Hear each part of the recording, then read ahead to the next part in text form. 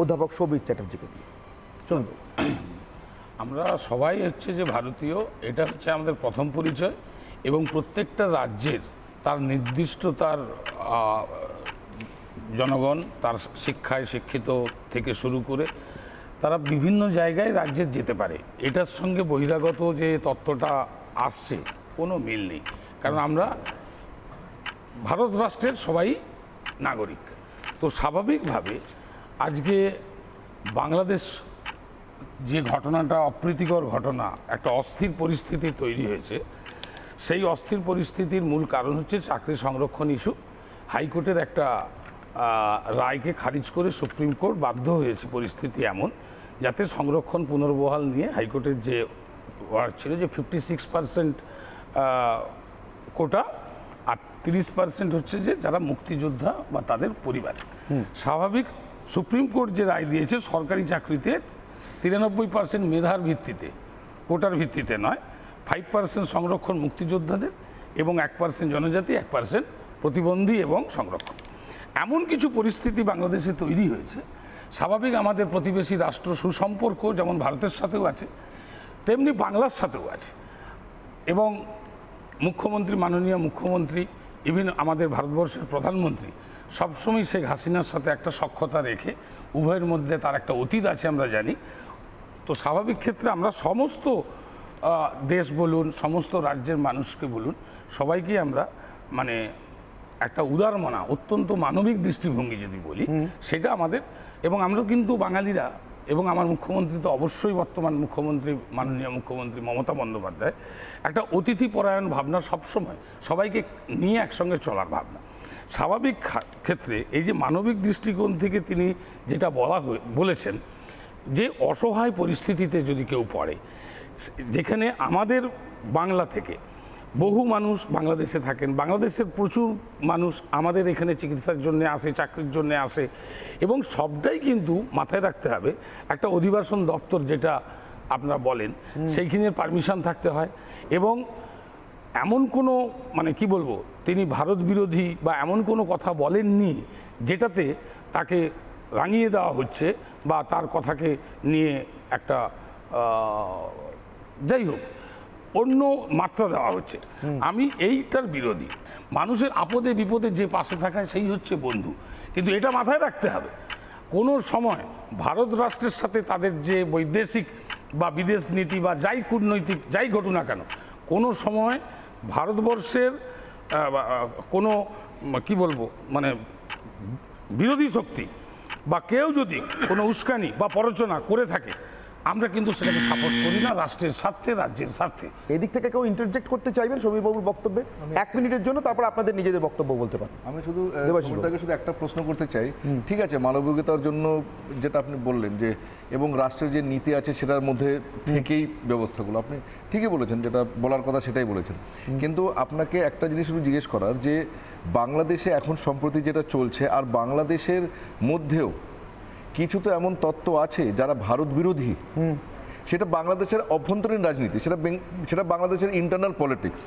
কিন্তু আমরা জানি যে বাংলাদেশের মধ্যে কিছু ফোর্সেস আছে যারা অ্যান্টি ইন্ডিয়া ফোর্সেস আছে, এবং আজকে বাংলাদেশের ইন্টারনাল পলিটিক্সের মধ্যে তাদের একটা অবস্থান দাঁড়িয়েছে, তারা শেখ হাসিনাকে অপোজ করুক বা সাপোর্ট সামথিং যাই হোক, কিন্তু যে অ্যান্টি ইন্ডিয়া ফোর্সেস যদি এখন আশ্রয় চায়, নিরাপত্তা চায়, তো সেখানে মাননীয় মুখ্যমন্ত্রী কি করবেন? আমাদের আবারও বলছি, ভারত বিরোধী কোনো শক্তি আমরা তাদেরকে সমর্থন করি না, কিন্তু যে শক্তি, যারা অসহায় শক্তি, যারা বিপদে পড়েছে, আমাদের একজন লেখক থেকে বন্ধু থেকে শুরু করে বাংলাদেশের সাথে একটা ইন্টার রিলেশন আছে, স্বাভাবিক ক্ষেত্রে আয়োজক তো সেটাই টপিক রেখেছে। রোহিঙ্গারা তো গোটা পৃথিবীতে সবচেয়ে বেশি অসহায়, রোহিঙ্গারা তো সবচেয়ে বেশি অসহায়। বর্ডার সিকিউরিটি বাংলাদেশ কেন রোহিঙ্গাদের রাখছে না? সৌদি আরব কেন রাখছে না রোহিঙ্গাদের? তাদেরকে লক্ষ্য রাখতে হবে কোনটা জঙ্গি কোনটা সন্ত্রাসবাদ। একটা সাধারণ মানুষকে যদি আমি জঙ্গি করে ভেবে নিই, আপনি তো কিছু করছেন না, আমরা কিছু করছি না,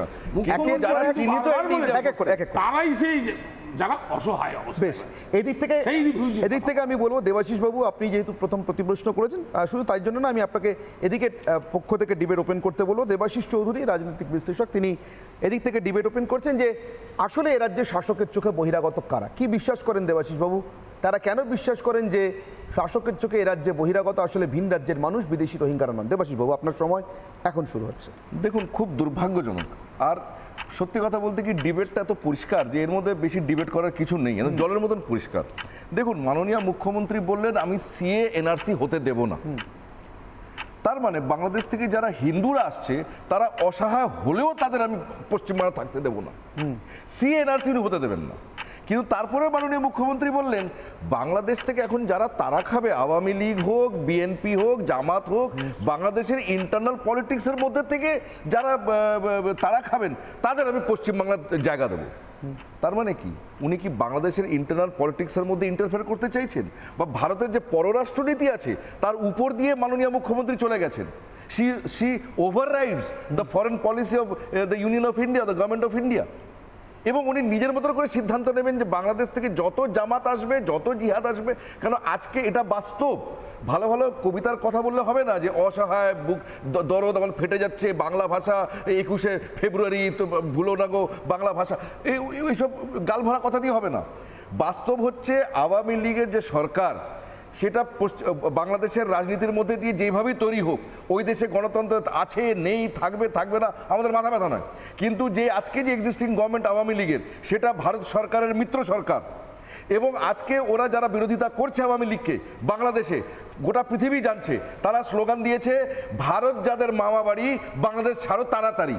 তার মানে একটা বিরাট বড় এলিমেন্ট আছে যারা শেখ হাসিনা সরকারকে বিরোধিতা করছে বাংলাদেশে, তারা ভারত বিরোধী শক্তি। এবং তাদের প্রচ্ছন্ন মদত দিচ্ছে জামাত এবং জিহাদ, জেএমবি বাংলাদেশ, জামাতে মুজাহিদিন বাংলাদেশ, তাদের প্রচ্ছন্ন মদত আজকে শেখ হাসিনা বিরোধী আন্দোলন হচ্ছে। এবং শেখ হাসিনা যখন চাপ সৃষ্টি করছে, তাহলে অসহায় কারা হলো? বাংলাদেশের রাজনীতিতে আজকে অসহায় হলো জামাত, জিহাদ, বিএনপি এবং ভারত বিরোধী শক্তিগুলো অসহায় হলো, এবং তারাই পশ্চিমবঙ্গে আসবে। আর মাননীয় মুখ্যমন্ত্রী যে সিএনআরসি বিরোধিতা করেছিল, এই জামাত জিহাদিদের পশ্চিমবাংলা আশ্রয় দেবেন, জলের মতন পরিষ্কার। কারণ তার উদাহরণ আমাদের সামনে আছে। জিহাদ হাওলাদার আনওয়ারুল আজিম আনার, বাংলাদেশের এমপি, তাকে খুন করেছিল জিহাদ হাওলাদার। ইললিগাল ইমিগ্রেন্ট ছিল বাংলাদেশের, প্রফেশনাল কিলার ছিল, কলকাতায় এসে খুন করেছে বাংলাদেশের এমপিকে। কলকাতা পুলিশই ধরেছে, সবকিছু ঠিক আছে। কিন্তু এই যে ইললিগাল ইমিগ্রেন্ট বাংলাদেশের এমপিকে খুন করেছে কলকাতায়। 2021-এ নাজিউর রহমান, রবিউল ইসলাম, সাবির, 3 জন অ্যারেস্ট হয়েছে জামাত ও মুজাহিদিন বাংলাদেশের কলকাতায়। কলকাতাকে ঘাঁটি করেছে জামাত আর জিহাদ, কারণ তারা বাংলাদেশে থাকতে পারছে না বলে। আমার নিজস্ব ব্যক্তিগত বন্ধু আছে বাংলাদেশে, রফি হোসেন, আমার বন্ধু বান্ধব আছে অনেক বাংলাদেশে, মুসলিম বন্ধু আছে আমার। তারা বলছে যে আমরা এখানে এত কষ্ট করে রাজাকারদের সরাবার চেষ্টা করছি, 71-এর যারা মুক্তিযুদ্ধের বিরুদ্ধে যারা কাজ করেছিল তাদের আমরা সরাবার চেষ্টা করছি, বাংলাদেশ থেকে জিহাদ আর জামাত মেটাবার চেষ্টা করছি, মানে ইসলামিক র্যাডিক্যালিজম, ইসলামিক টেরোরিজমকে আমরা লড়াই করছি। আর তোমাদের পশ্চিমবাংলায় এলাকায় সবাই আশ্রয় দিচ্ছে। আমরা কি করে বাংলাদেশকে পরিষ্কার করব? কিন্তু আজকে উত্তর পূর্ব ভারতের কোনো রাজ্যে যদি এইভাবে মিয়ানমার থেকে বা অন্য কোনো প্রতিবেশী দেশ থেকে তারা খেয়ে কোনো জঙ্গি গোষ্ঠী অথবা জঙ্গি গোষ্ঠীর মদতদাতা বা সমর্থক একটা অংশ, তাদের দেশের জনসংখ্যার একটা অংশ এসে করা নাড়ে, কেন্দ্রীয় সরকারের প্রবল আপত্তি থাকে যে তাদেরকে আমাদের দেশে তারা ঢুকতে দেবেন না, আশ্রয় দেবেন না।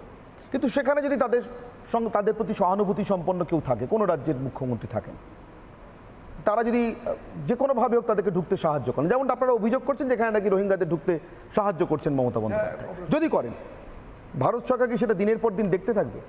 আমার তো ব্যক্তিগত মত, ভারত সরকারকে এটার সঙ্গে সঙ্গে কগনিসেন্স নেওয়া উচিত। কারণ আমাদের এই যে ফেডারেল স্ট্রাকচারের মধ্যে অ্যাটলিস্ট এখন অবধি যা আমি জানি সেটা হচ্ছে foreign policy, international affairs, international relations union গভর্নমেন্টের দায়িত্বের মধ্যে পড়ে, গভর্নমেন্ট অফ ইন্ডিয়া। এরকম একটা কোনো একজন রাজ্যের মুখ্যমন্ত্রী বলে দেবেন যে এটা ভারতের বর্ডার নয়, এটা পশ্চিমবাংলার বর্ডার, আর তাই আমি যা ইচ্ছা তা করবো, এটা অদ্ভুত ধরনের বিষয়।